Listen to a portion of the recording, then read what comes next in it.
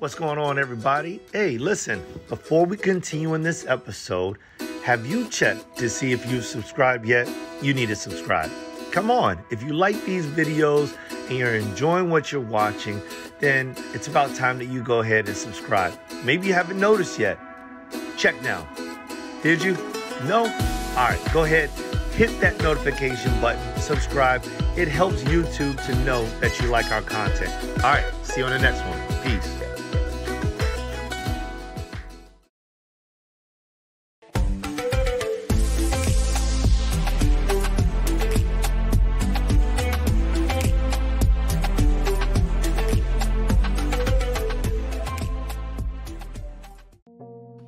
What's going on, everybody? You've made it back for another week of It Starts With Me. We're here again on Wednesday, 12:30 p.m. Eastern, and we have a great show going on today with Sarah Armstrong. She is going to be bringing a really controversial topic to the forefront. You know, it's about divorce, but she has created a guide to good divorce. So I can't wait to get into this conversation, you know, because I've got a lot of questions and a lot of things that I want to ask her about.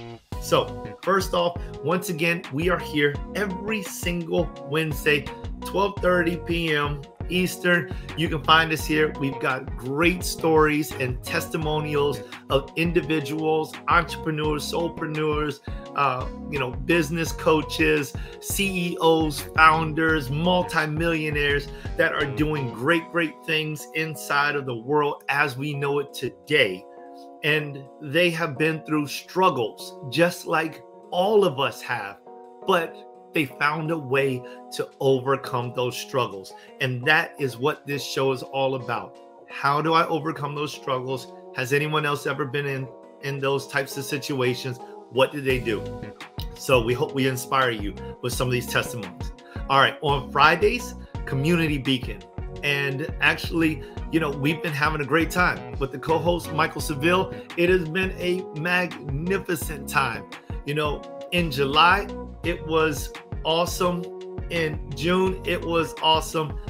You just got to be there. All right. 6:30 p.m. on YouTube. You'll find us at the Tenacity Foundation.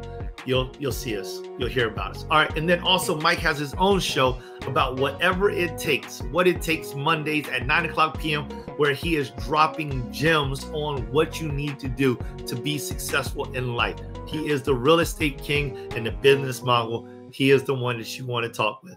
Without further ado, let's start to talk about Sarah. All right. Sarah is the good divorce proponent and author of The Mom's Guide to a Good Divorce. All right. Is that sizzling enough for you right there? It's like, oh, can't wait to talk about this. Okay. She is the vice president, global marketing operations at Google, and proud mom of Grace, which is a beautiful name. Yes. Who is now a freshman in college. In addition to her stellar marketing career, Sarah has been mentoring people from all over the world, from all walks of life, all different races, men, women, young and old, for the last 25 years. She's been putting in work, and good work, right? In fact, she has a rotating list of about 50 individuals whom she speaks with on her phone on a regular basis.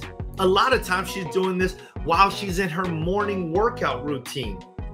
She is a longtime volunteer at various non-for-profit organizations, including Jack and Jill Late Stage Cancer Foundation and Georgetown Alumni Administration Program. She is also an avid proponent of serving meals at her local soup kitchen. She lives in San Francisco, and she is absolutely amazing and adorable. Welcome to the front, Sarah Armstrong. Thank you for having me, Joel. Great to be with you. Oh my gosh. I'm really excited about this, right? I'm excited to be here with you. There's lots to talk about. There is. And so this is a topic, and Anna was very concerned. She was like, I think she's a great fit and everything. And, but I don't know what you'll think. And I'm like, well, this is a topic of topics, you know? I mean, I definitely have my own thought process on this, and you're going to be bringing your thought process on it. And I just love your pre-interview with Anna. I love the pre-interview because I found you to be extremely honest and authentic.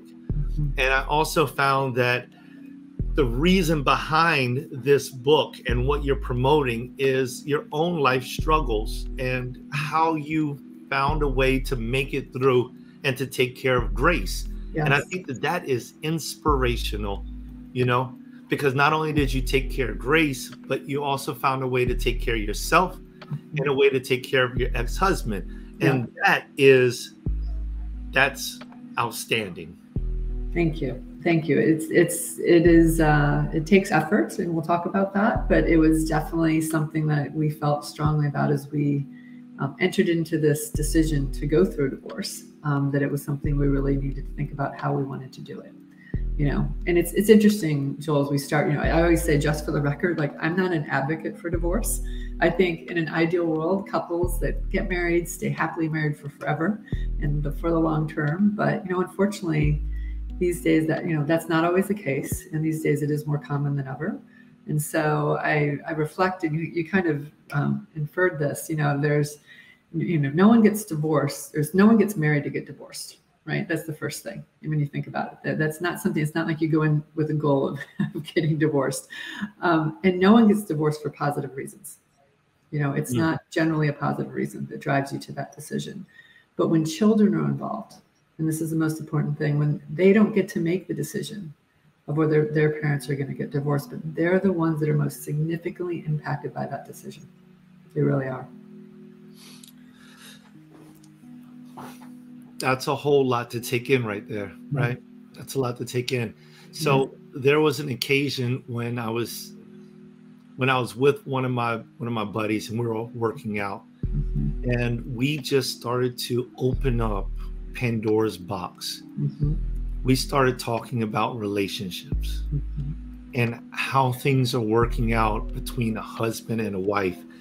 And at one point in time, he mentioned this to me, you know, not to share the entire story, but he mentioned this to me, and he said, you know, when you look at the statistics, or you look at, you know, grandparents and great grandparents and how they stuck together for better or for worse, and you look at some of them now and they're like miserable. That's what he said. He's like they're miserable, you know, but they stuck in it. He's like, do I want that? No, it's a great reflection. Now I have to say, you know, I actually had parents. My parents have been married. They're turning 54 years this year, and they're a true partnership. And they're actually one of the few, I will say, that I think has gone 54 years and has been incredibly happy in that partnership. But I would agree with your friend that a lot of people maybe stick in a situation that may not be healthy for either, and they do it because they think that's what society expects all of us to do. You know, and sometimes maybe that's not the best decision for that couple or for their children. And so, you know, I just don't think there's enough conversation around the topic of the decision, if you're going to have a divorce, that, you know, you could actually do it well and have a good divorce, and maybe change the trajectory of what might be a path you're going down where no one's going to be happy. Yeah. Okay. I feel that. And we're mentioning the word like partnership. Partnership is huge, right? Yeah. So partnership does not necessarily mean love. It's true. I mean, I think you understand where I'm heading with this. Is like, when we enter into this type of partnership, you know, what are the founding things that continue to make that partnership valid? Right. Well, and it's interesting because when you think about a couple that's gotten married, and when they've decided that they no longer want to be together, right, and that partnership may have come into question because they're parents. If they have children, that partnership continues, right? You that partnership, and in fairness, it's more important than ever when you've decided that, you know, you're gonna have a child. And I always say that, you know, when couples bring a child into this world, you know, they make a commitment to that child that they're going to raise them in the healthiest and happiest environment, you know, and safest environment possible. And, I always joke that we cover the plugs and we make them wear bike helmets, and we feed them organic milk. We do all these things that are going to keep our kids healthy and happy and safe. But the toxicity that can come when a couple isn't happy and they decide that they're going to go through a divorce and they bring all of that negativity into a child's life, going back to your point of partnership, it challenges, there's the partnership piece of it, but there's the fact that you have made a commitment to this child to do the best thing for them. And so if you don't think about the toxicity that you're putting your children in these situations, it can have a long-term impact on the children's view on relationships, their views on marriage, and their overall happiness. So I do think it comes back down to your point on partnership to co-parenting and taking co-parenting seriously as partners, because you have decided to have this child together. And there's then a commitment of how you want to raise them so that they can be as happy as possible. I agree. I think that's powerful.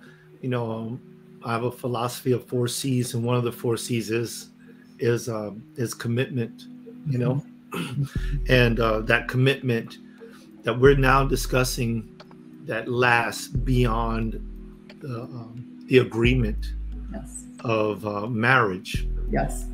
So I want to lean backwards then, into before the child is there, right? So if because a child is born, it's like bone of my bone, flesh of my flesh, like this is mine. I birthed this child, especially for the mother, just like I birthed this child. And, me being a father, there's no way I could ever say that I birthed my children. I was there. Yes. I delivered my middle child. I delivered her. I named her. I gave her nickname. I did all of that stuff for my middle child. Amazing. And it was absolutely amazing because aside from her feeling and touching her mother's body, from inside, I was the first one to put hands on my middle child. Amazing. An amazing experience. Yeah. Yes, you're absolutely right. Yeah. And so there is this connectivity for me, and I believe for you as well, by the way that your bio reads, the proud mom of grace, which is a beautiful name. Thank you. So what about the connectivity and the promise and the vow of the husband and the wife? And I think you knew I was leading up into that. Well, I think that connectivity is what is your foundations for how you're going to your point, it starts with your relationship early on. And then when you do become parents, that connectivity is there for forever, and that bond is there. And so I think having a child or children that have strong relationships with both parents, and what you just expressed in terms of your connection with your middle daughter is a great example.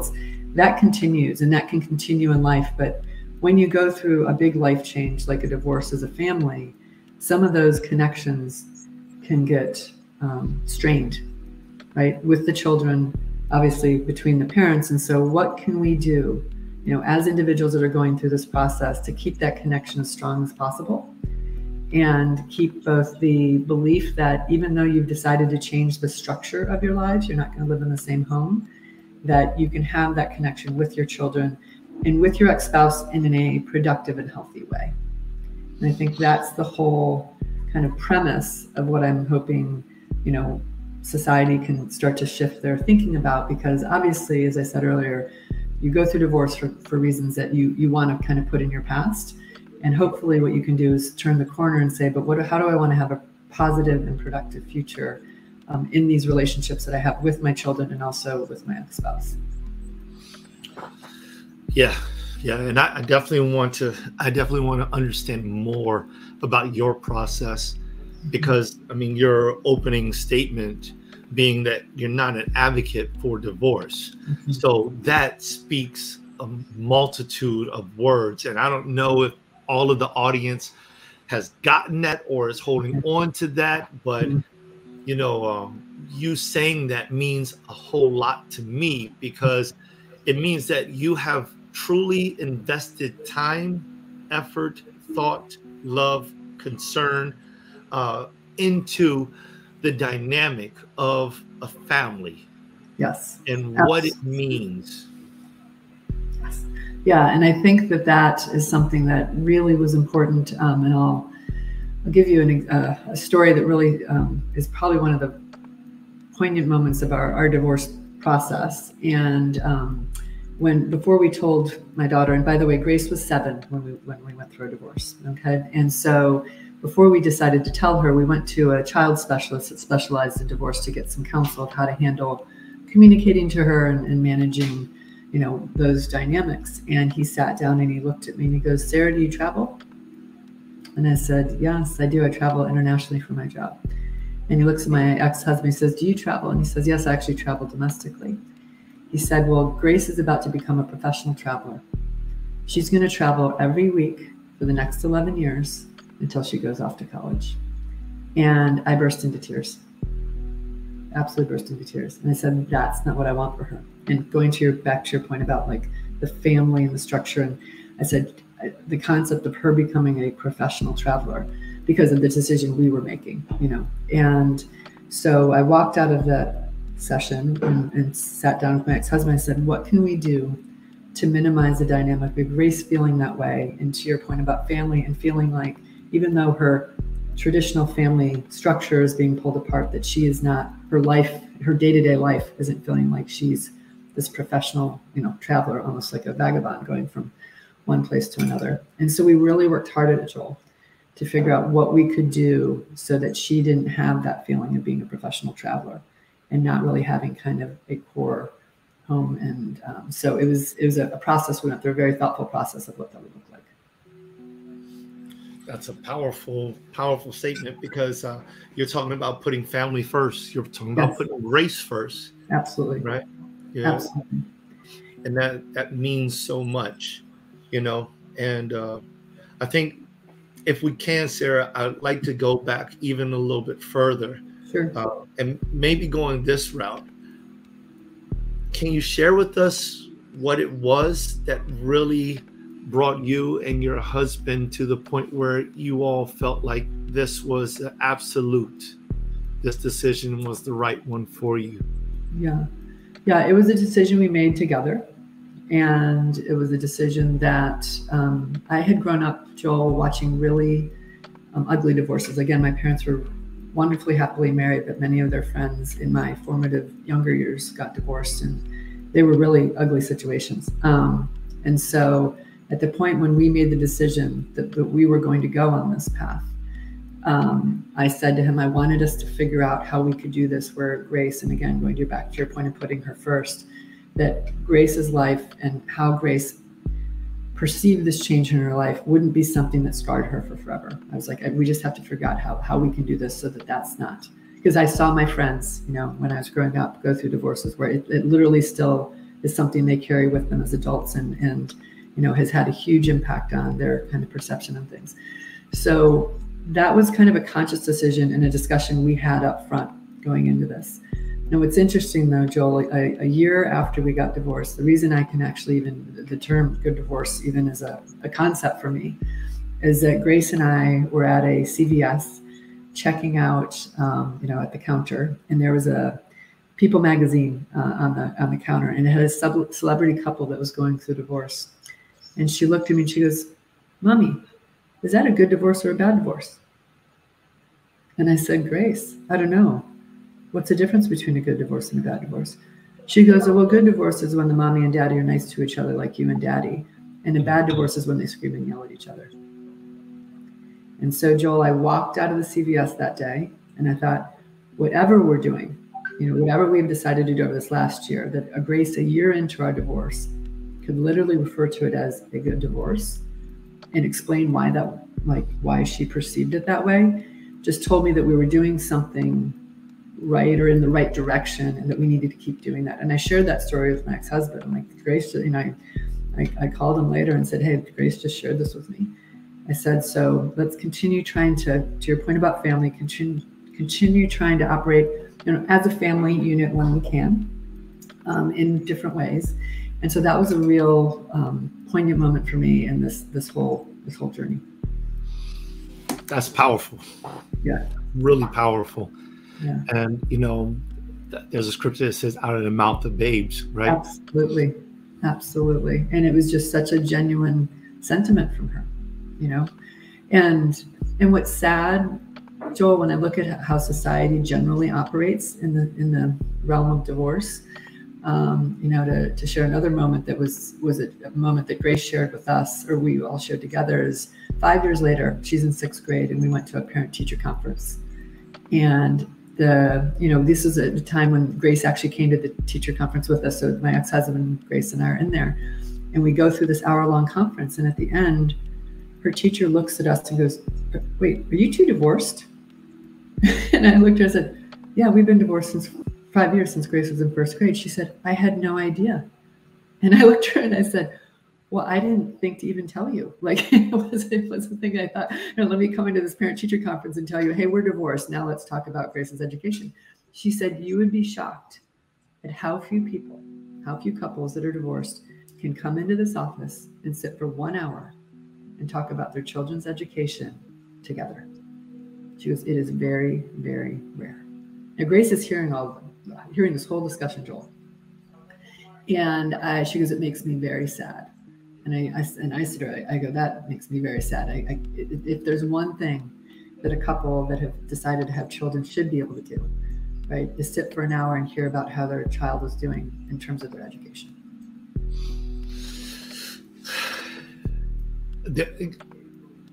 These are amazing testimonies. Absolutely amazing testimonies. Let me ask you what may be, I don't know if it may be a difficult question. I don't think it would be a difficult question for you because you're so well put together. Yeah. These things, these techniques that you put together to make your divorce so successful, do you think that if people were to have this guide, you know, say it was a mom's guide to a good marriage, do you think that their marriage may be able to withstand the quakes of the earth? You know what? It's a really interesting question, Joel. And I had a friend of mine that read the book when it came out, and she said, "Sarah, as much as this is a guide on how to go through divorce, it's actually a parenting guide. You know, it's a parenting guide." And so it's interesting if couples were to reflect on, because a lot of what my book is broken into bite-sized pieces of guidance. So, and it's basically a topic per page. But if couples were to step back and say, and it's all about the decisions you have to make about raising your children together, and the discussions you need to have about those decisions. And if couples maybe, to your point, would almost reflect on those throughout the course of time together, it may help some of those quakes. I don't know. Part of it depends on where the quakes are coming from, you know. And but I do think the partnership and the parenting dynamics can sometimes be a huge stressor on marriages, right? And so there probably is, if you were to turn the angle, and I love where you went with that, of how to look at my book and what's embodied in it, you definitely could see it from different angles and see how it could help couples that are trying to actually not go through divorce, but really think about what you need to do to raise your children well together. And you know, I love that because, so the introspect, I want to read your book, by the way. So I'm going to have to order that. What is it, on Amazon? It's on Amazon. There's actually a paperback, there's a ebook, and I actually went in the studio and did an Audible version 2 years ago. So you have either 3 options of how to consume it. But yes, it's on Amazon, and it's out there for everyone that needs it. Okay. I think I want an ebook version so I can put it on my Remarkable and take it wherever I go. Perfect. Yeah. So we'll definitely get to that a little bit later. Yeah. You know, so I love it that you stated that it would be a great guide, or that you've received compliments or critique stating that it will be a great guide for it to be, you know, how to raise children, you know. But and I'm curious though, because in all of this that you're doing to raise children, what are you doing to keep this relationship between your ex-husband and you? So, because listen, you can do whatever you want to do to raise somebody, but in order for your 8-year-old child to look and say, this is what I consider to be a good divorce, that's a whole lot more than me and my ex and pretending as if we're getting along for the sake of the child. Because a 7-year-old, an 8-year-old, 11-year-old, a 12-year-old, they can recognize baloney. They'll call it on the floor. They may not tell you because they're children, but they know when this ain't jiving. Yes, no, and you're exactly right. So what we decided when we went through this is the points in time in Grace's life when she deserved to have both of her parents there. So whether it was the parent-teacher conference I mentioned, or on the side of the soccer field, or at a school event, we were both there. We were both there, standing next to each other, sitting next to each other. That's what she deserved, is to look up from wherever she was in whatever environment and see both of her parents there smiling at her. And that is what she deserved.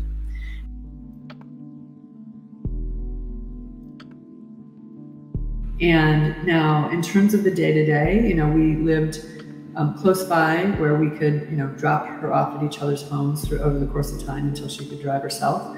And those interactions were, healthy and positive. And one of the things that I try to counsel couples that are going through divorce is your child is not the one to communicate between you and your ex-spouse.